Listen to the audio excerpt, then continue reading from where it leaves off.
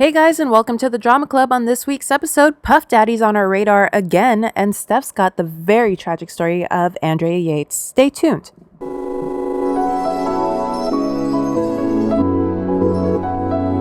What up, fam? It's good, Feels good, right? Yeah, I know it do. And without further ado, we broadcasting live from CA to NY. Did you see the boxers that died this week? I thought there was only one. 2 now, May. Ooh, both Russian? No, one was Argentine. Argentine. Sorry, I put the wrong emphasis. I think I've heard also Argentine. Argentine, right? That's so weird that we're talking about this because I was telling my coworker about that movie Everybody Knows. And I was like, what movie everybody knows? That's why there was a pause. I was like, And then I started talking about Ricardo Darin. And I was like, yeah, he's Argentine. Yep. And I was like, Argentinian? Argentine. Yeah, I think all of the above. Argentinian, Argentine. Like Salvadorian people also say like Salvadorian. Mm-hmm. It's like, I don't know, whatever. Yeah. Ricardo Darin, I love him, man. He's bae. #bae. He was in, there's this movie that I was super pumped that came out. It's got to be a few years now. It was a remake of a movie that he was in called El Secreto de sus Ojos or something. And I think in English it's called The Secret in Their Eyes or Of Their Eyes or something. And it's he's in the original. He's the only star in the original. And in the remake, it was like Nicole Kidman. Oh, wow. And Chiwetel Ejiofor. Oh, wow. Who I love. And I was like, oh, this is going to be a bop. But the remake was like, wah. That sucks. It's on, I think it might be on Netflix. It might be worth a viewing just because there's good acting in it. But it's like, whack. Yeah. Overall. I just saw this tweet going viral that was like, can we get people to remake bad movies that could have been better instead of you guys remaking movies that were already good? Yes. And then people started like responding. It was like a whole thread of like movies that like just barely missed the mark and like, right. Yeah, like we would like to see them redone, which I think is a great idea. That's a fantastic idea, especially older movies where there were like things that they couldn't talk about or, stuff like that. Where you're like, oh, kind of caught up with us now. Like, why is this character who's supposed to be gay like subtext when it could have been, stuff like that. Yeah. I have no interest in really seeing The Lion King. Oh, me either. And it has bad reviews. Yeah, and actually my cousin Jose went to go see it and he said like it's just weird. He was like, it's weird. It's like real ass animals. And he was low key worried. He was like, don't tell the Bayhive, but her voice is like so extra. Oh, well, that's my problem with most of her singing in general. It's a lot of like being very loud. Which bothers whatever. You. Yeah.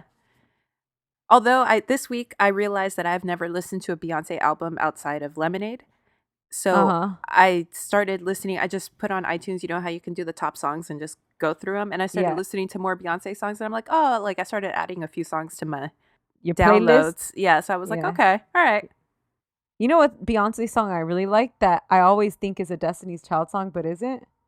Because I'm dangerously in love with you. You set me free.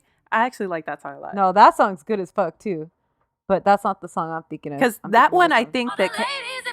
Oh, yeah, that's about... Me, Myself, and I. Yeah. And I always think it's Destiny's Child, but it's not. Yeah. Because I think there are a couple songs like that song that I was talking about, Dangerously in Love, where it's like, I think Kelly and Michelle sing background on it. Oh, okay. I actually love when they get together. I'm like, ooh, yes, please. I would be so here for a 2019-2020 Destiny's Child album. I think it would be so good. Great. Oh, that's something I wanted to talk to you about. Okay, this is kind of in relation to the Taylor Swift Scooter Braun thing. Because I don't know who it was. I think it might have been Kelly Clarkson started tweeting at Taylor like, girl, why don't you just re-record all your old shit? What?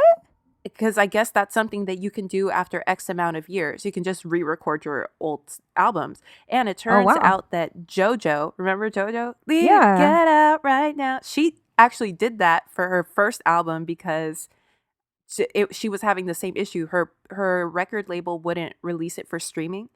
And Oh, as we wow. know, that's like the main place that artists make their money. Like, Yeah, I wonder why they wouldn't release it for I streaming. know. So she recently, at the end of last year, re-recorded her first album.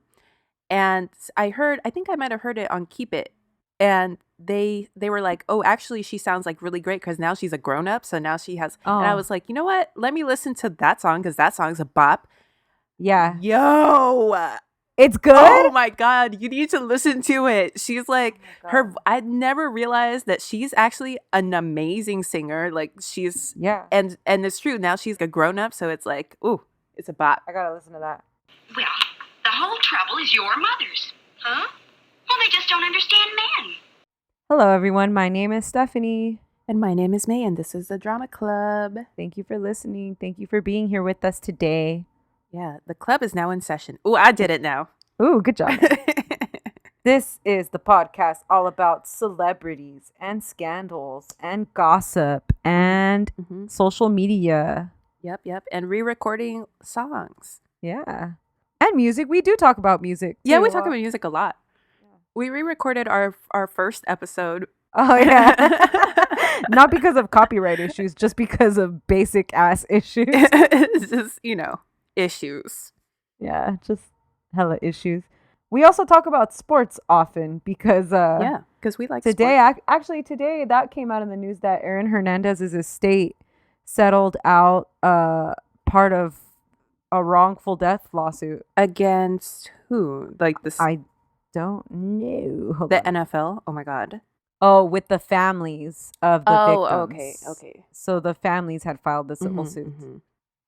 All right. But I was like, I actually know about this because May told the story.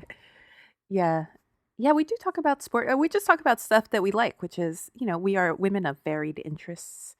Yeah, that is true. Okay, so I have a hot topic that I wanted to bring up. It's not super hot, but it's something that kind of pissed me off this week.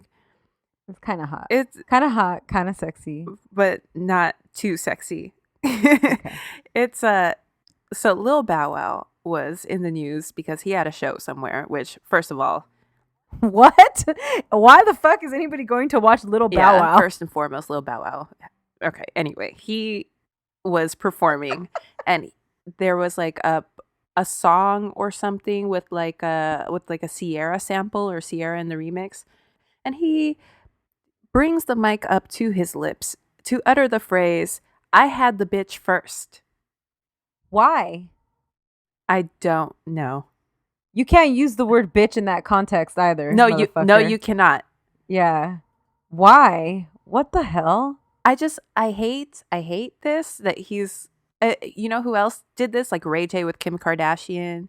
He had a whole ass song that was like, I hit it first. Yeah, or something. yep. I don't like that. Like who the low fuck? Key, that song was about. No. His other song was about. It was like sexy. Can I just pardon my manners? Yeah. No. But in that song, like in the music video, he has like a videotape, and he's kind of like that fool. Don't stop talking about the fact that he fucked Kim Kardashian. Ray J is a particularly sad person to me because he's only relevant because he's Brandy's brother and or fuck Kim Kardashian. So you are only relevant because of the women around you. The women that surround you. Yeah. Yeah, he's trash. You should consider yourself blessed, motherfucker, and just shut up. But yeah, Lil Bow Wow, shut the fuck up. You think that makes you a fucking man? No. What the fuck? Also, what is that? I had her first. She's not your fucking property, right? Idiot. Yeah. And she's like 5 inches taller than you. You guys look fucking ridiculous together. You should be ashamed of yourself. Yeah, and also she leveled up. Is that what you're? Oh, there was a picture that went viral where they zoomed in on him next to Sierra, and he's on his tippy toes. Oh my God. Yeah. Anyways.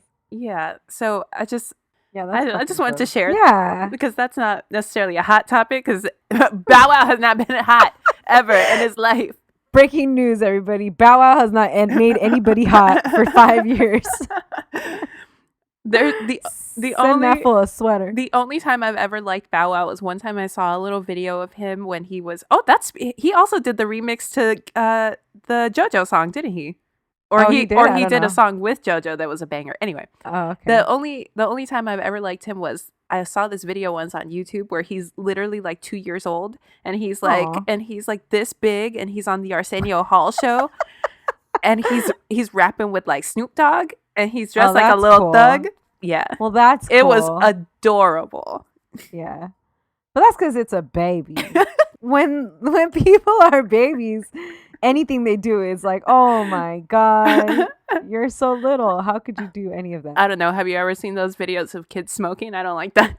Oh, yeah. No, not that. Not in that. Yeah, not like that. But in a real ass hot topic, all right. Yes. This was going off yesterday, but apparently Diddy is dating. This is crazy, by the way, May. I was trying to like. It's funny because the GIF attached to the tweet that you made, is like exactly how I felt reading this. Like, what? Like, can I get this straight? Like, I need like a bracket or something. So, Diddy is dating Steve Harvey's daughter, who was also dating Diddy's son. What the fuck, May? I need to find her name. Steve Lori. Harvey's actual daughter? His actual daughter, Lori Harvey. Are Steve and Diddy similar in age?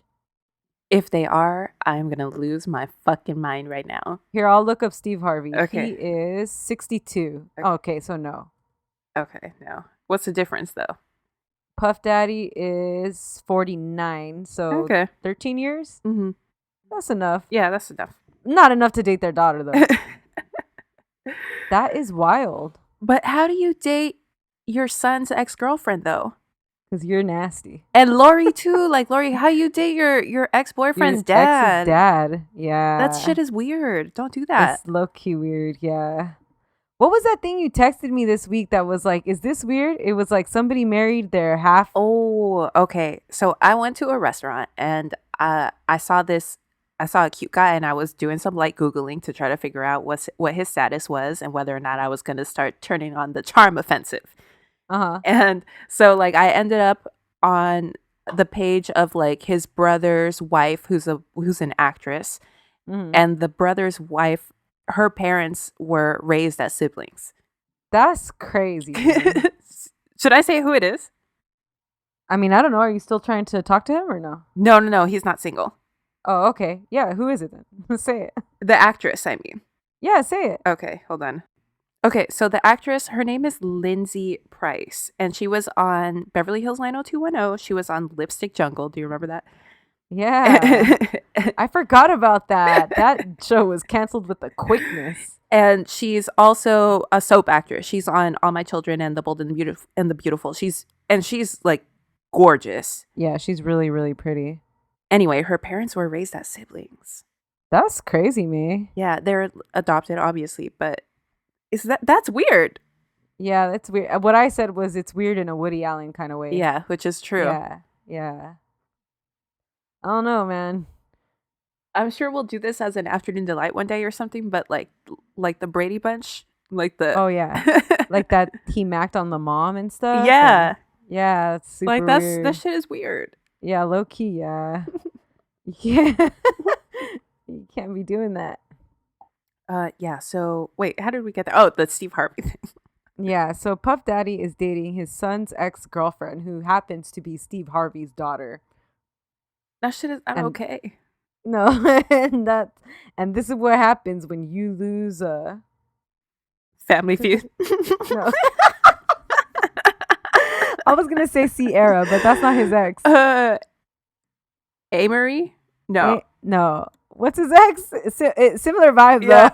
Yeah. One hit kind of wonder. Cassie. What is Cassie's song? Me and You, this one. That shit was on MySpace, May. That's how she got a deal. No way. And that's how she met Puff Daddy and dated that fool for that long. Damn. So all we have to do is put a song on MySpace? Fuck. 10 years ago.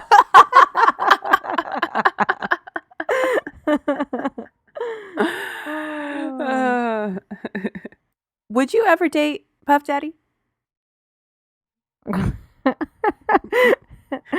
This is so like I'm single in this, right? Hypothetically. Yeah. Would I ever date Puff Daddy? No. No, he's so extra, right? Yeah. Like I feel like everything about him would annoy me. Right. He would be like dancing to the car and shit. Like, yeah. Like we'd be going to CVS, he put on a fur and shit. I'd be like, can you just fucking relax? I want to go to Olive Garden real quick. You really got to throw on all those diamonds? I'm saying. Yeah, I thought about it and I was like, because is she our age-ish? Cassie? Yeah. No, not Cassie. But yeah, Cassie is our age. Lori? Maybe she's younger than us. She might be a little bit younger. And I was like, damn, would I date Puffy? And you know what? I would go on a date with Puffy. Yeah, for sure. But like actually be with him? Yeah, no. I don't think so. Hell no. Mm-mm. Plus, I don't want to have to wear like Sean John. You could wear baby fat. Oh, they're bringing that shit back. I know. And actually, I think that's really smart to do it at Forever 21. Yeah, so smart. Yeah. Get that paper, Kimura. Good for you, Kimura Lee. Did she drop the Simmons? I don't think so, right? Oh, I don't know. Wasn't she married to, what's the name of the actor she was married to after him? Oh, I don't know if they were married, but I call him Digimon because I don't know how to pronounce his name. Yes. I don't know how to say it. Jamon Hansu. Yeah, was she married to him? No, they weren't married. Are they still together? No. They had a baby, though. What? Oh, I bet their baby looks good. I bet so, too. Well, we men keep making it easier for women to do their work. And the next thing you know, we're doing it. All right, I'm up this week. All right, what you doing? I'm going to do a sad one. So let's try to somehow make it light. Okay. I'm doing the story of Andrea Yates. Oh, my God. Okay. So I think I'll give a trigger warning because this story is truly awful. Yeah. And keep it in mind because I later described the murders because it's kind of important in her trial. Okay. But like when I was writing that part, I was like, I don't really want to write this. Right. Because it's the most horrible thing you could imagine. In the world. Yeah. Like I would have brushed over it if it didn't come up later. So okay. Just keep it in mind. But I got this from a documentary on YouTube that you could find called A Mother's Madness. Mm-hmm. This article by Suzanne O'Malley, who investigated Andrea Yates like more than anybody I saw, called A Cry in the Dark, and a bunch of various. You can find so much about this story on YouTube. Like you can find her confession tapes. Like you can find, like everything. All right. So Andrea Yates was born in Texas on July 2nd, 1964, as the youngest of 5 children. She was devoted to her family and to her community, but she was also troubled even in her youth and suffered from depression at a pretty early age. And her friend says that Andrea talked about suicide when they were only 17 years old. Wow. Okay, so this is a long-term problem. She's a baby. I mean, 17, that's crazy. Although I do think that, isn't that like the age that there's like a spike in suicide? Joel is nodding his head yes at me. Andrea graduated Milby High School at the top of her class. She was valedictorian, captain of the swim team, and an officer in the National Honor Society. Okay. She was very dedicated to her grades, and friends say that she was somebody that wanted to excel in everything that she tried out for. After high school, she entered a nursing program and graduated from the University of Texas. In 1986, at 22 years old, she began her career as a registered nurse. Shout out to registered nurses. Y'all doing the Lord's work out there. That's also a shout out to the Filipino community. Shout out to the Filipinos all out my there. Filipino queens and queens, baby. Shout out to May's mother. Yeah. And my hubby. So she moved out of her parents' house. She was 22. She rented an apartment on her own. She was super independent. We're still in Texas? We're still in Texas. Okay. Yep. In the summer, she met a man named Russell Yates at her apartment complex while she was swimming at the complex pool. I already don't like this. Rusty lived in the same complex, and he was working as a computer systems analyst for NASA. So he's not dumb. What's he look like? Is he cute? He's okay. He looked like a nerdy white dude. But he seems like a good, like all around, like American dude. Like he seems fine. Yeah. Okay. At first Andrea kind of ignored him, but they ended up dating and they quickly moved in together. Rusty said that while they were dating, Andrea was always very uncomfortable with sex. And she didn't like to be naked ever, even like during sex. Oh my God. But they put that aside and got married anyways. Oh my God. Okay. You can't, I feel like you have to be naked if you're gonna do that. Always naked. How do you not get that comfortable? Like, and I'm not somebody who's super like, I have my insecurities, but like, yeah, like you're married, like you're with someone, right? Yeah, who else is gonna not, if they don't love your body, like, yeah, I don't know. Yeah, and I think it's such like a beautiful part of intimacy, like oh yeah, for sure, like and not even in a sexual context, exactly, just like being as you are next to someone. Yeah, exactly. So they got married on April 17th, 1993, and Rusty says he thought that all of those problems would kind of go away once they got married. Okay. Together, the couple bought a 4-bedroom house in Friendswood, Texas. Their first son, Noah, was born in February 1994, not even a year after they got married. So she got preggy with the quickness. Yeah. Well, I bet she was like, I just want to get it over with. Andrea then struggled with wanting to get back to working, but Rusty said that they talked it out and she decided ultimately to quit her job and to be a stay-at-home mother. Oh, okay. Right after her first son was born, Andrea began having delusions. She said that she started having images of Satan, knives, and vivid images of stabbing people. How scary. And and do you know if she realized like, oh shit, like, you know what I mean? Like it's different to be having these delusions and not notice that they're delusions or not recognize, but it's another thing to be like, something terrible is happening to me, to my brain. I don't know. So she doesn't admit to this. Like she admitted that it started way back at this time, years later. Oh, okay. So I don't know. But she says that she was scared to tell people because she was scared of her own thoughts. Yeah. And that she was scared of what everybody would think of her, obviously. Yeah, of course. Yeah. But don't you think she had to know that, because she's a nurse? Like, it's not somebody who's like, she's educated and then she's like medically educated, I think. Well, not necessarily, because I think that mental health. Right. And you can be, your delusions can seem so real to you that you have That's no true. choice but to be like, this must be real. Right. Oh, all right. So then Rusty got a job offer in Florida and they relocated with their first son, Noah. Over the next 4 years while living in Florida, they had 2 more children. Their second child was a boy named John, and their third child was a boy named Paul. So now we're in like 1997, 1998. Florida. Yep. Yep. Rusty said that they never used birth control and they, quote, wanted to accept as many children as God would give them. But Rusty, he doesn't know about the mental health? No, he doesn't. He doesn't know about the delusions. Not at this point. Okay. Around this time, Andrea met and started following the preachings of a man named Michael Warniecki, who is a non-denominational Christian missionary, self-proclaimed Christian missionary. Rusty met Michael while in college, and Andrea became super into this guy's teachings. Oh, so they were like friends.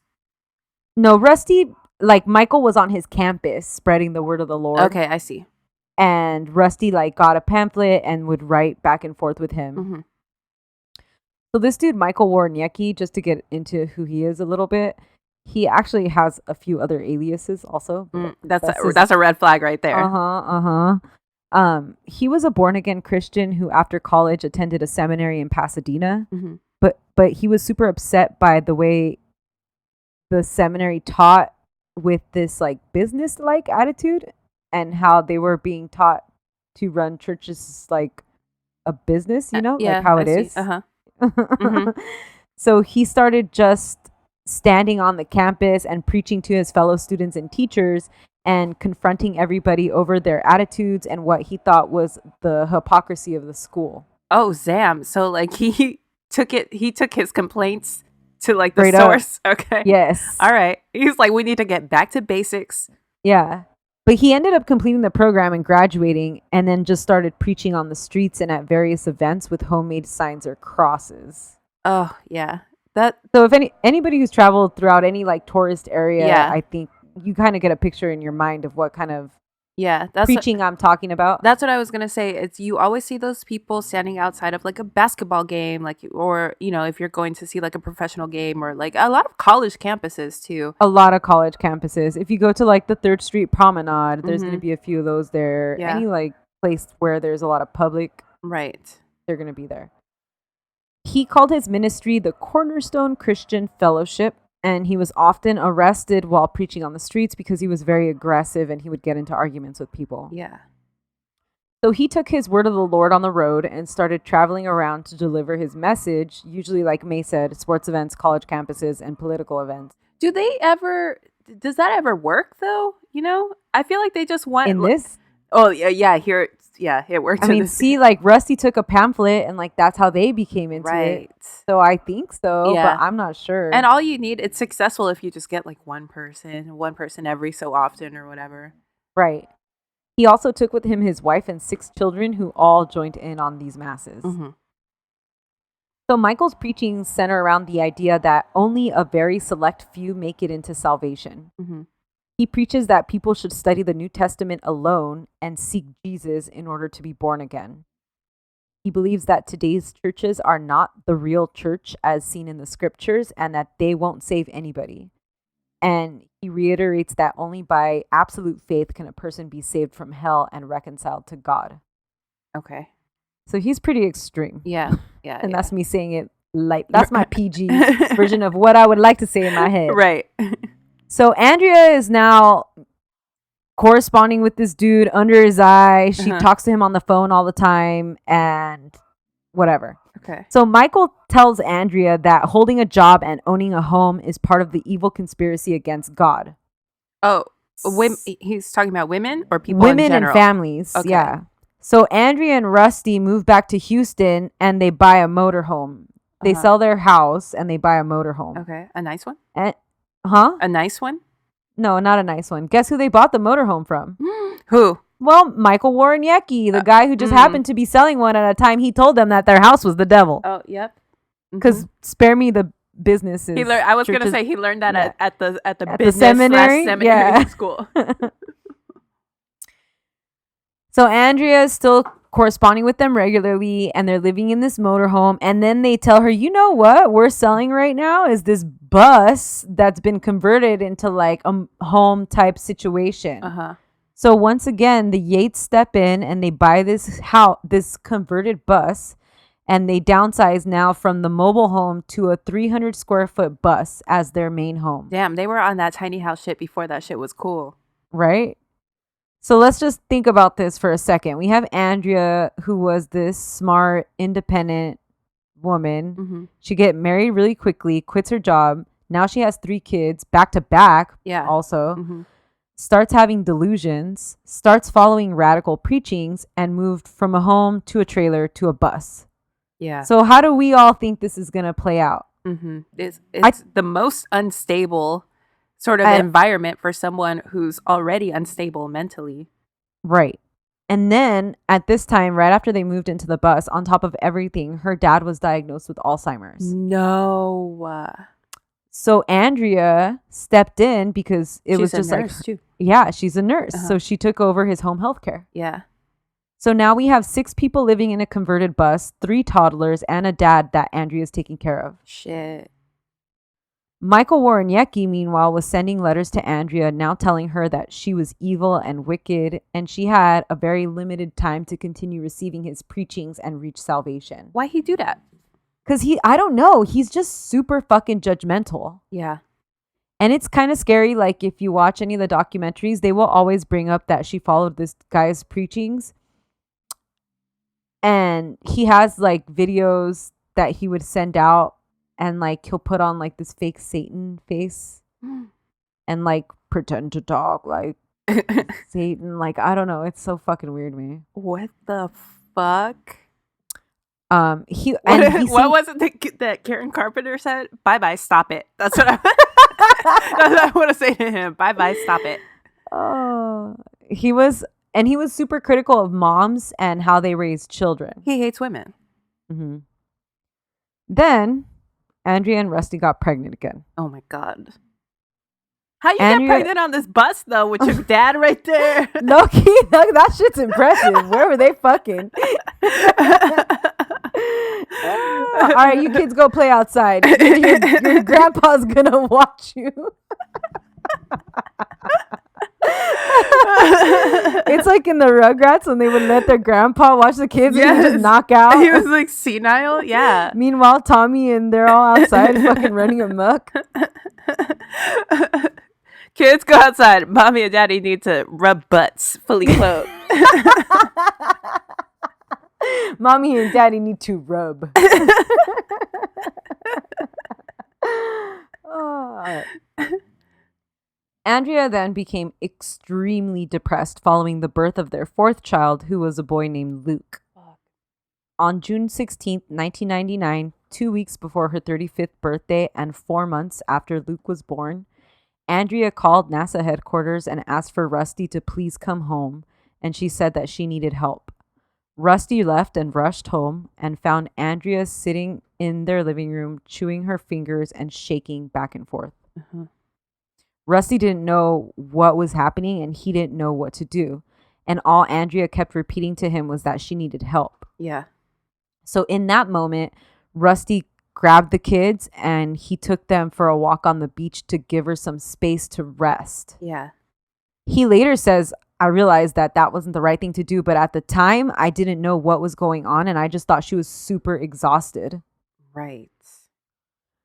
The next day, they went to go visit Rusty's mom because he thought, well, my mom could help with the kids today while I have to go to work, and Andrea could get some more time to just rest and, like, take a break. Uh-huh. But while they were at his mother's house, Andrea went into the bathroom and found a bottle of trazodone pills, which is like a tranquilizer, I think. Yeah. And she attempted to commit suicide by taking the whole bottle. Shit. Okay. They found her. She was crying. She was begging Rusty for help.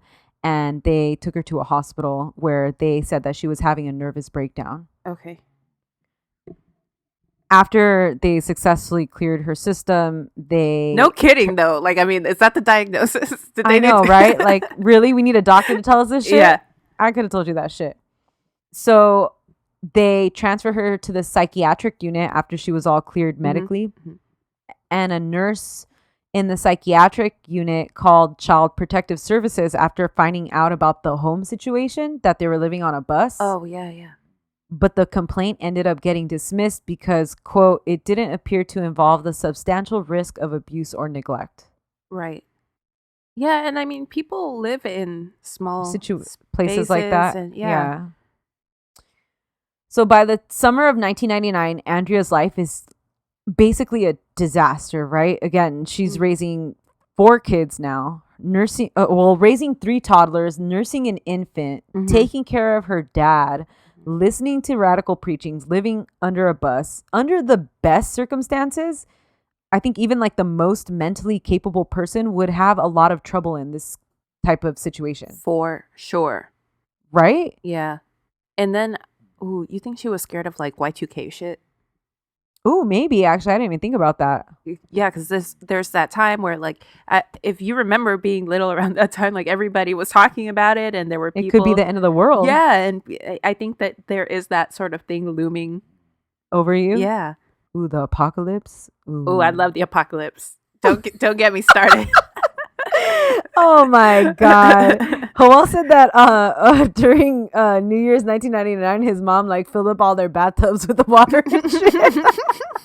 And she was real scared of Y2K. She thought the computers were going to kill them and shit.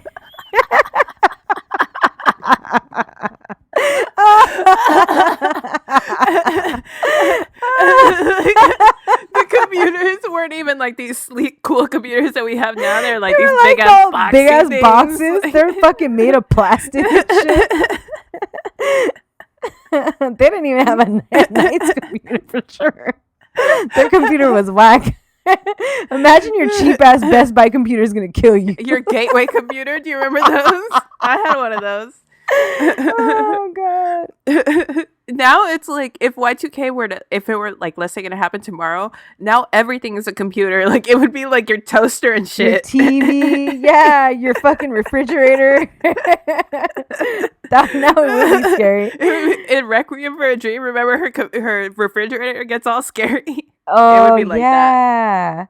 The mom, right? Yeah, the one who's the on mom. meth? Yeah. Oh, I haven't seen that movie in a long time. Actually, just watched it like 2 weeks ago. Really? Again, I mean. It used to be one of my favorite movies, actually, like in high school. Because at the time, I was like, oh my God. Yeah. Like it was like the craziest thing I had ever seen. I would say that it doesn't hold. It's not a bad movie, but it doesn't hold up. Like, because I remember watching it around that age and being like, oh my God. Wow, and the yeah. music. And like, it was. And Jennifer Connelly is a bad bitch. And she is so bomb in that movie. she's so bomb. But she's really bomb in Little Children, too. Yes, she is. Why doesn't she work more? I don't know.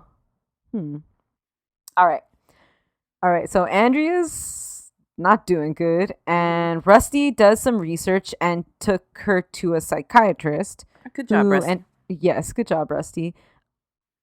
Man, I feel bad for Rusty, and I want to say I think that he was a good husband. Mm-hmm. I think that he didn't know how bad everything was. Yeah, and she wasn't. I bet she wasn't showing how bad it was. I'm sure not too, and so we could talk about that later because I want to talk about him too later. Uh-huh. But anyway, so the psychiatrist put her on an antidepressant, and she was hospitalized. The psychiatrist was like, she needs like to be in a location right now. Damn. Okay. But their insurance ran out after 1 week, so they had to discharge her. Oh, I want to make a comment about this, I know. The state of medical insurance. Yeah, in this country. Because it's so fucked up. Yeah, it goes without saying we need to do something. Right. And like in the discharge notes, it says the insurance will not cover anymore. Wow. Okay. I know. So the doctors advised Rusty at that time that Andrea was at risk of hurting herself again. Mm-hmm. So they upped her Zoloft dosage and referred her to outpatient therapy. Okay. And then while you're taking antidepressants, you have to stop breastfeeding too. And I wonder if that causes like, am I a bad mother? I can't even breastfeed my child. And of course, yeah. And obviously they left, and she wasn't getting better because she needed to really be in a facility. Yeah. So only a month after that, she went to see another psychiatrist who now diagnosed her with schizophrenia and puts her on schizophrenia medication and changes her antidepressant. Uh-huh. But Andrea, maybe because of what you're saying, like she thought medicine wasn't the appropriate answer, so she was refusing to take her medicine. Fuck. She would like cheek it, when they like stuff it in their cheeks, and she would like flush it down the toilet or just straight up fucking ignore it. Mm-hmm. And at this time, in between hospitalizations, she moved in with her parents, and her parents say that she began scratching bald spots on her head. So Andrea's doing really, really, really bad. Yeah. Okay. And at this point, I would say, let's say I'm the spouse, maybe don't be around the kids. Right. And Andrea later says that she was once again having visions of knives and visions of stabbing people. At one point when they're at their house around this time, she tries to shove a knife into her own neck in a bathroom, and Rusty walks in and wrestles the knife away from her. Wow. And then he has her admitted to a private center for psychiatric treatment. So now he's just paying out of pocket. Mm-hmm. She admitted to the doctors finally about these visions of knives. And she said that she had had about 10 visions in the last few days. And she had claw marks on her legs where she told the doctors that she had been scratching herself because she needed to hold herself back from hurting somebody. Jesus Christ. Okay. So she admitted to the doctors that she had been struggling with thinking of hurting somebody for some time. So she thought it's best to just end her own life to prevent anything from happening to anybody else. Right. So she kept thinking about knives and getting a knife, and it just became obsessive. And she said she began thinking about her children and how they're going to turn out if she's raising him right, and how she's so young and she doesn't want to fail as a mother. Mm-hmm. The psychiatrist then diagnosed her with major depressive disorder along with psychotic tendencies. They concluded that she had been symptomatic for a very, very long time, which had gotten severely worse in the last few years. Mm-hmm. The doctors interviewed Andrea's family and found that many of them had struggled with low levels of depression throughout their lives. Oh, interesting. Okay. 3 weeks later, Andrea was released after she and Rusty refused for her to undergo electric shock treatment, which it's terrifying, a terrifying prospect to have to think, should I subject my wife to electroshock treatment? Therapy? Yeah. I feel bad for that. I think that's a really hard decision. Yeah. And meanwhile, the children missed Andrea so much during these last few years where she's in and out of treatment centers. Yeah. Because they loved their mom. She was a stay-at-home mom. Mm-hmm. And Rusty was spending every chance he had with Andrea, and all of the hospitals and the staff describe him as a really supportive, caring, affectionate husband. That he would come to the hospitals and like he would get really pissed if like Andrea was dirty, or like if they if it looked like they were neglecting her, like he would speak up for her, that he would like sit and read to her, that he would like rub her head and like hold her hand. Yeah. That he seemed to be like a good, supportive husband, trying his best, I think. As far as her marriage goes, I feel like she's lucky because it could have been she could have had someone who was either indifferent or actively actively horrible to her because of her mental illness. And it's like and you think like how much, I mean, it can't get much more horrible than what's coming, but like how much really it could have been much worse. Yeah, for sure. So at this time, Rusty's mom stepped in to help with the boys. Okay, and she was like, Rusty, you better buy Andrea a fucking house and sell that stupid fucking bus. All right, good. Yeah. So she had him sell the bus, and he bought a 3-bedroom house for her that was ready for her when she got released. Mm-hmm. And Rusty said something sad. Like, he's like, I never thought there was a problem with the bus because Andrea, like, nobody ever said anything to me about the bus. And I didn't even know that was a problem until I bought the house, and Andrea said, I'm so glad we're living in a house now. Wow. And he was like, she had never said to me that she was unhappy with the bus or anything, so I didn't know. Mm-hmm. But dude, you should have known. I mean, come on, my dude. Come on. No one ever chooses to live in a bus. Right. Especially when you have the means to have a house. Yeah. Like, and especially with like a shit ton of kids too. This isn't a hippie living in their bus while they're like driving up and down the coast of California or something. Yeah. So after she was released from the private center, her condition improved slightly and she started taking care of her sons again.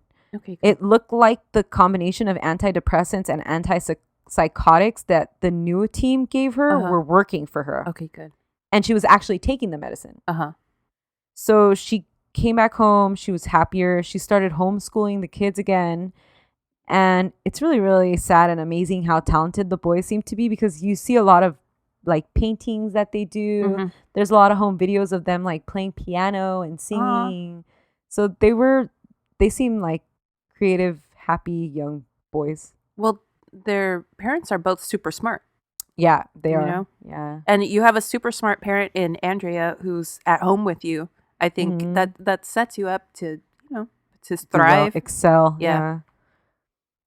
That November, despite several repeated heavy recommendations not to from all of their doctors, Andrea and Rusty became pregnant with their 5th child. It's that rubbing butts, man. Why? Yeah. She discontinued all of her medication because she was pregnant. Yeah. She had to.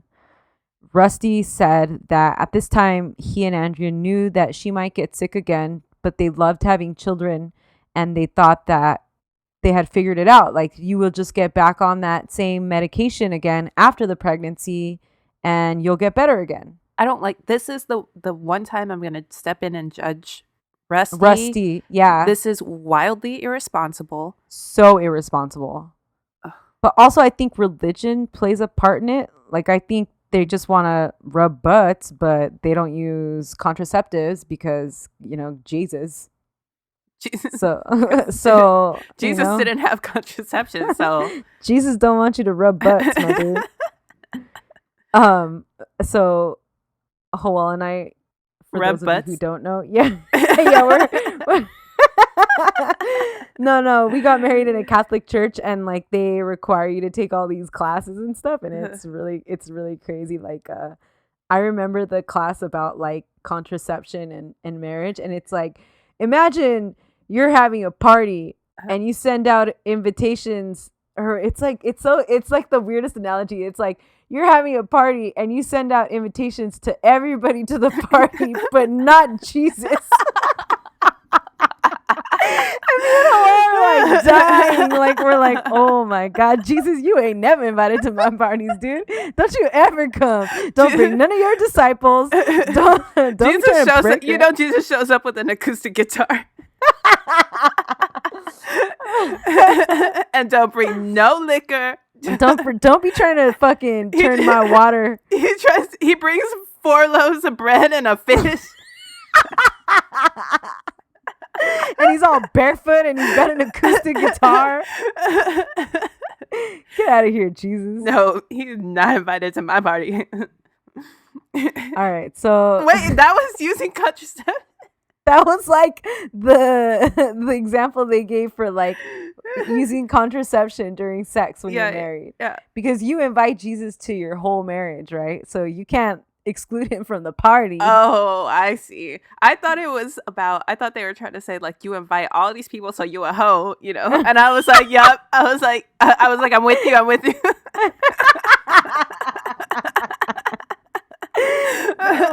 Oh my God.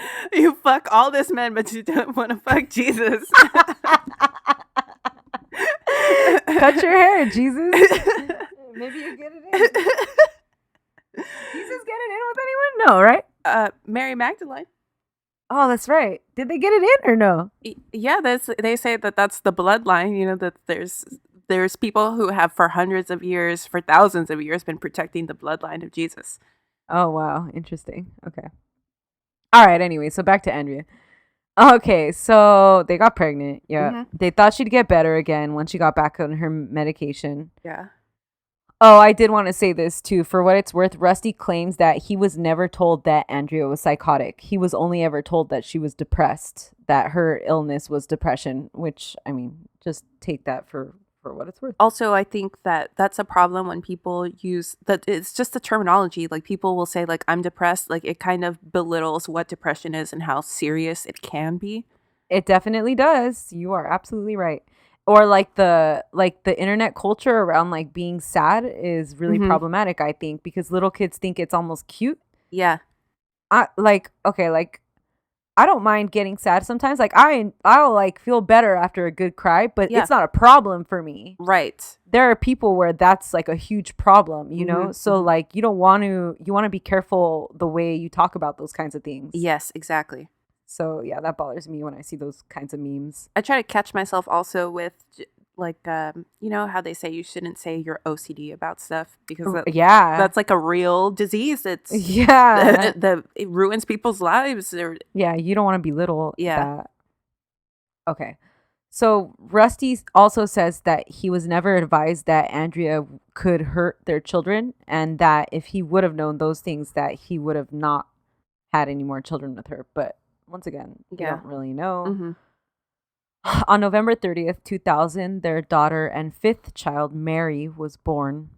By this time, Andrea had been off of her medications for about 1 year. Mm-hmm.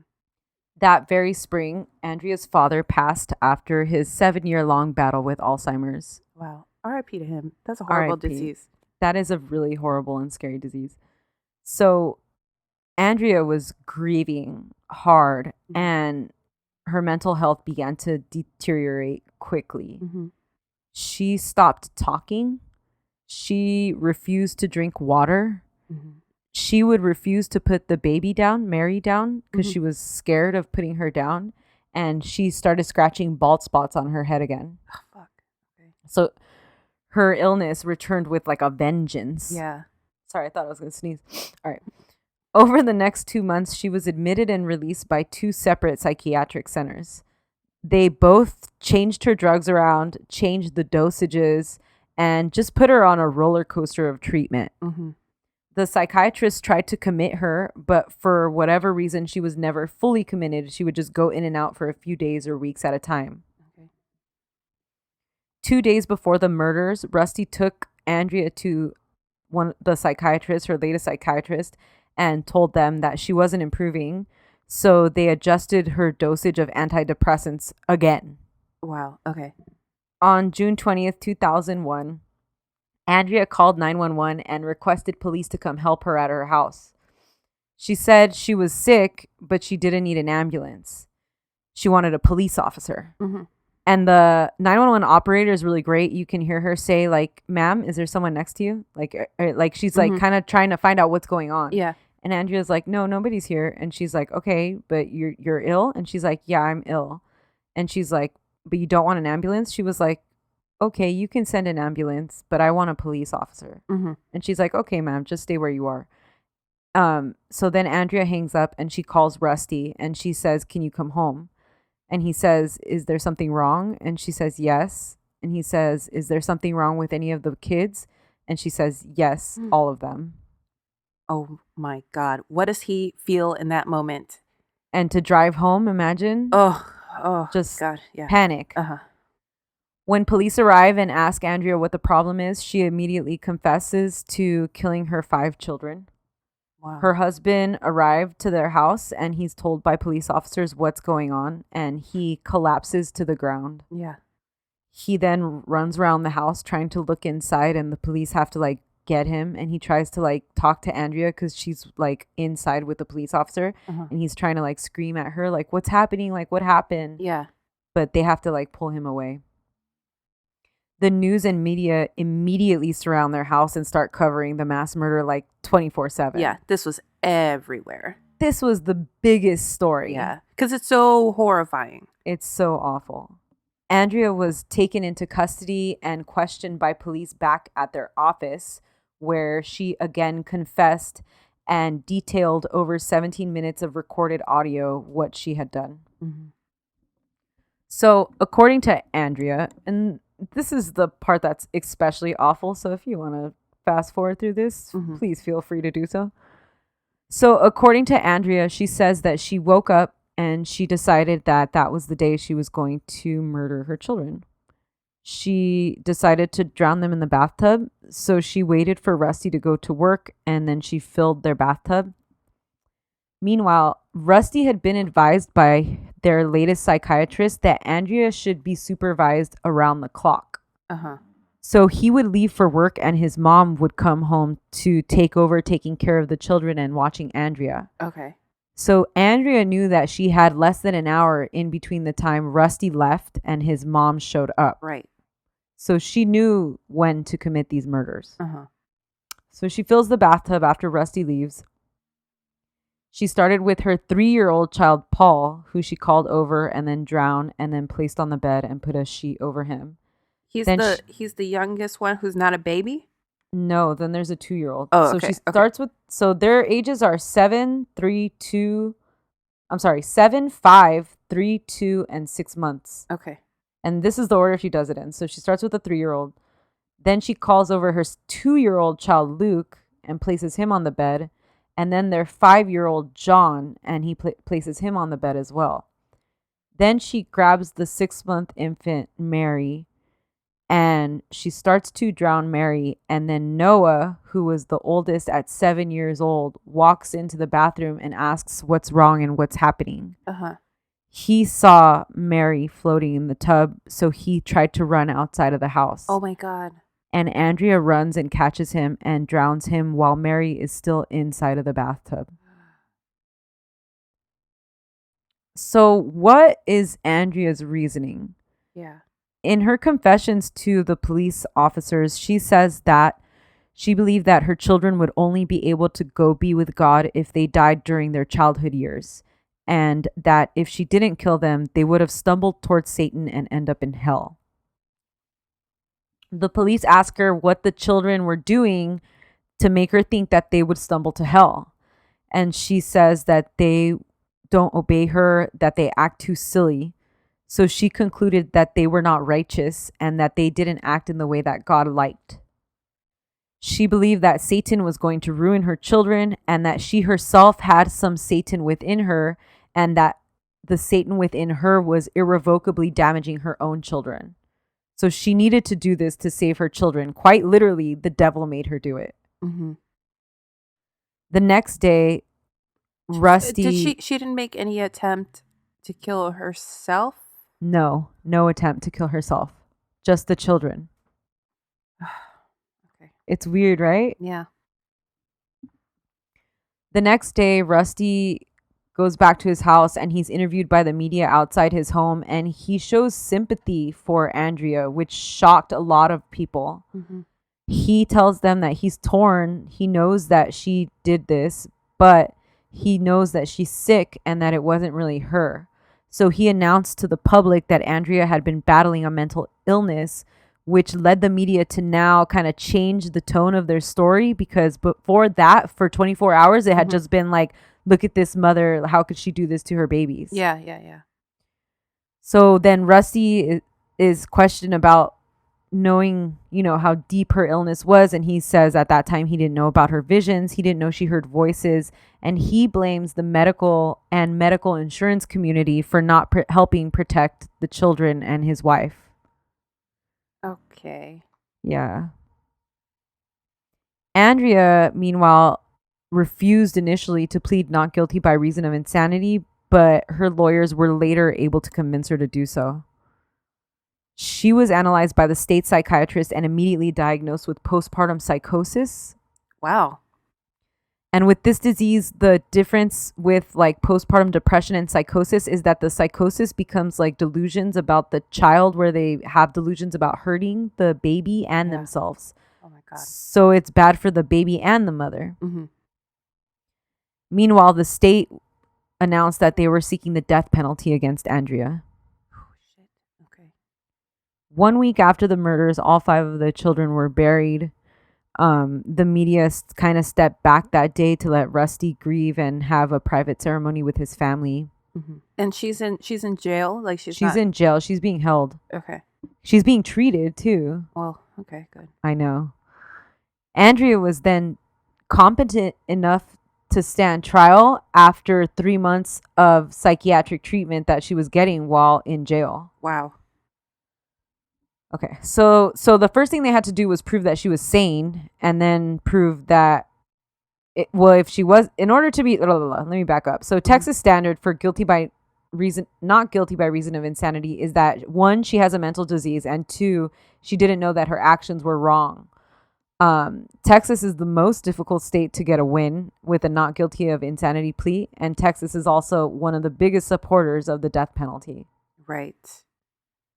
But Texas is also very religious. Really religious. And if this is something that she thought that she needed to do so that her children would be able to be with God, Yeah.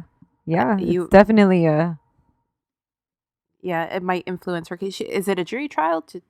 It's a jury trial. Okay, all right. So Texas versus Andrea Yates trial began by trying the first 3 murders of the first 3 children, which I thought was interesting because what the state did was they separated the murders by time, and that was tactical in order to make it harder for her to get off. Okay. Because even if she won the first case, she still had to defend the second case, and they thought the second case was stronger because she had drowned Noah while Mary was in there. Right. Okay. Yeah, that's the one that's particularly awful. Yeah. So the state's case focuses on the physical evidence of the crime and used it to demonstrate that Andrea had prepped all morning for this, and the way in which she conducted the murders, the way she chose the order of the murders especially was like a huge argument that they made. Mm-hmm.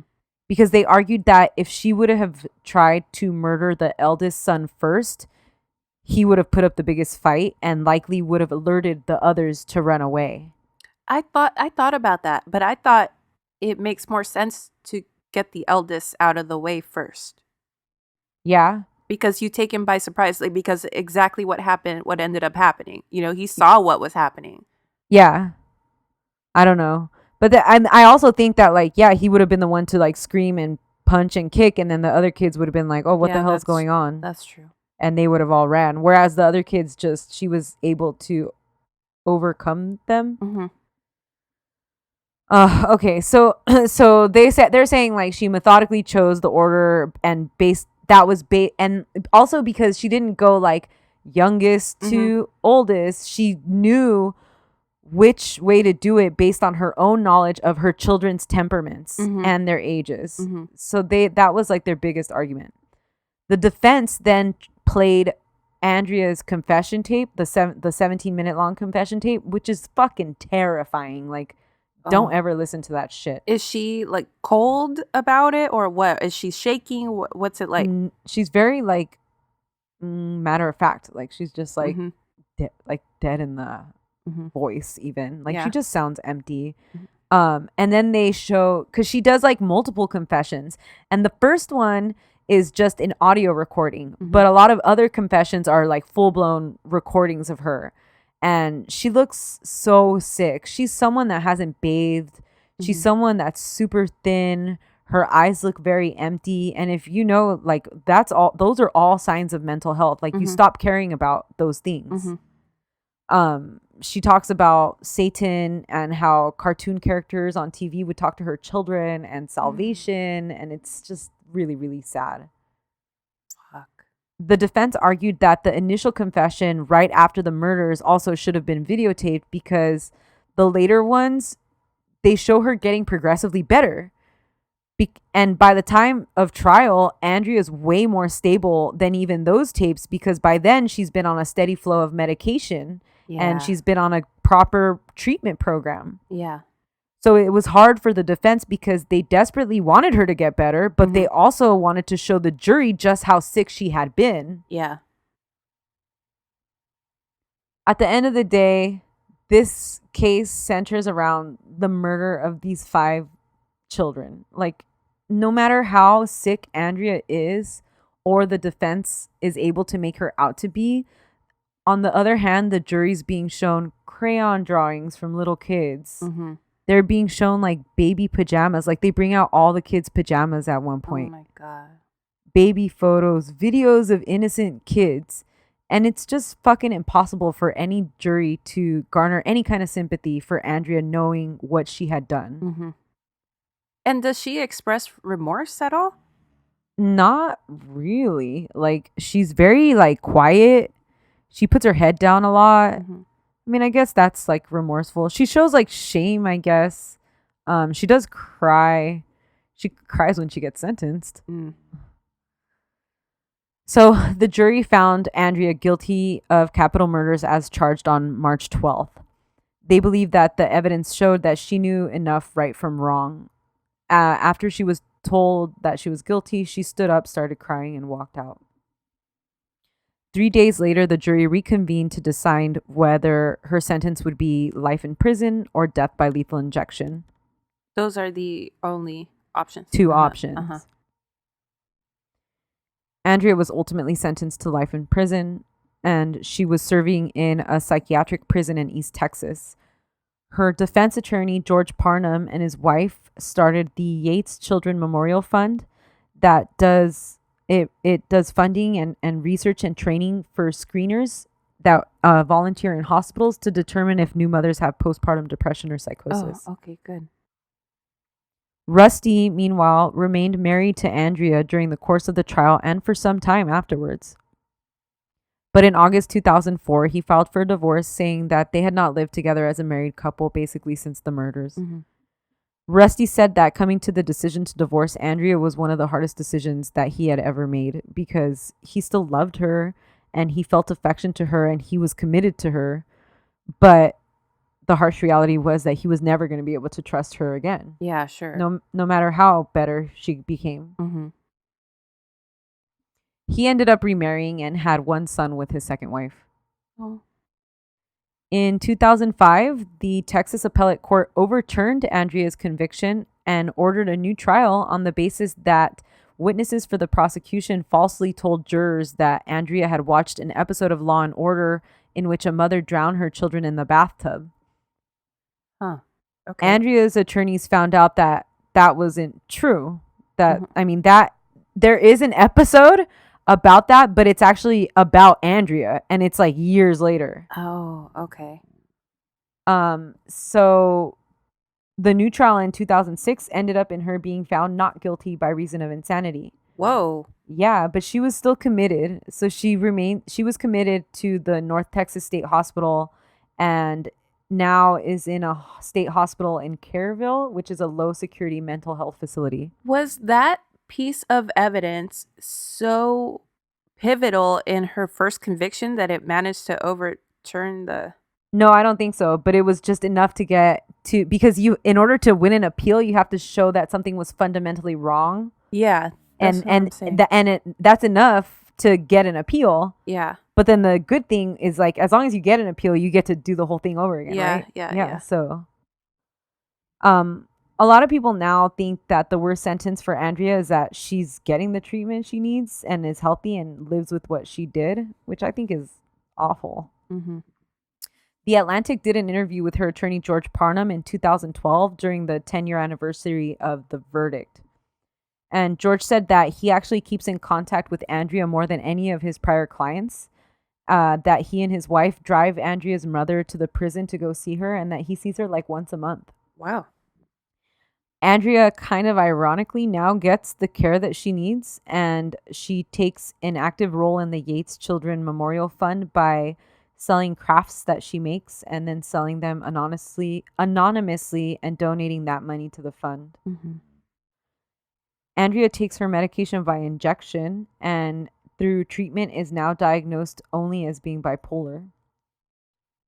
George is trying to put together a discharge plan for Andrea that would allow her to be released for short periods of time in order to properly acclimate into society.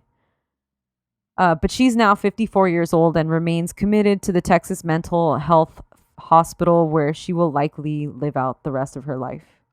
Because I can't imagine feeling safe with Andrea Yates as, say, my neighbor. I wouldn't. Or, no. So to me, she's still a danger to society. Yeah, because she's somebody that's only healthy now that she's being kind of forced to get all the care she needs. Yeah. And also, psychiatric medications, they don't necessarily work forever, Yeah. Sometimes you might need to switch to a different one. Sometimes you might need to adjust the dosage. And these are all things that can be unpredictable. Yeah. Oh, God. Yeah. So that's the awful story of Andrea Yates. I'm so sorry to bum everyone out. This is my least favorite episode. It's really, really, really bad. It's awful from beginning to end. It's so sad. I feel something in the pit of my stomach that is just like... Because you can't, and the woman who I said did all the research on Andrea, Suzanne, I don't remember what I said her actual name is, and I already closed the document because that's how I am. She talks about how, like, there's all these opportunities, Suzanne O'Malley, there's all these opportunities for, like, just one thing to change this all around, right? Mm-hmm. Like if the insurance wouldn't have ran out that first time, or maybe if they wouldn't have met those religious people and moved into buses. Yeah. Or maybe if she would have actually been taking her medication the first time, or maybe the first time her kids, when the first nurse told child services, like, hey, maybe these kids maybe the kids would have been taken from them, which, I mean, obviously nobody wants that either, but in this situation, that might have, I mean, look what happened, Yeah. Or maybe Rusty and his mom didn't have a gap in between the time that he left and she got there. But you can't keep your eyes on an adult 24/7 though. You can't. You really can't. It could have been in the middle of the night or absolutely, yeah. Oh my God. She could have hurt Rusty too, you know? Yeah, that's another thing. And I do feel for him in a lot of ways because especially I know that he stayed together or not together, but like married to her for a while. It's like that's still at the end of the day, that's the mother of your children. Yeah. And she did love the children as much as you loved the children. It's just Yeah, she did. She was just sick. Yeah. God. But yeah, it's so awful. That's why like you said, like Rusty is actually like, this might be best case scenario for a husband kind of in this situation. It's kind of, I mean, yeah, there's always room for improvement, but fuck, man, he was a good guy. Like, yeah, what other guy would have stayed even married to her throughout the trial and stuff, you know? Yeah. Or like what other person? I think I saw like a 2020 with him or something. Yeah, I saw Oprah did like a Where Are They Now about him because that Suzanne O'Malley actually ended up working for Oprah at one point and doing like investigative research for a lot of the stories Oprah told on her shows. Yeah. And so Oprah did like a Where Are They Now about Rusty and talked to him about it, and it's really sad. Like he's like, I choose not to like let myself. It's really easy, like, when I start thinking about the kids to, like, fall into a deep depression. But I just think about, like, how happy we were for moments in my life. And, like, all the love I did have at that point. And when Andrea was good, how happy we were and stuff. And he's like, when I think about my children now, I try to think of how they would be as adults. And, like. Oh, no. I know. It's so sad. Yeah. I'm going to cry. Those kids. Those 5 kids. All right, guys. That was this week's episode. I'm sorry. We promise we have fun on this lots of times. Most of the time. Hit us up on Instagram and Twitter at Drama Club Pod, on the website dramaclubpod.com. On the hotline 505-539-0556. Leave us a review wherever you listen to podcasts. Leave us a tip on our website. And send us a postcard at PO Box number 27433 LACA 90027. And we'll talk to you on Monday with our Afternoon Delight episode. Bye. Goodbye. However, whatever with your helmet.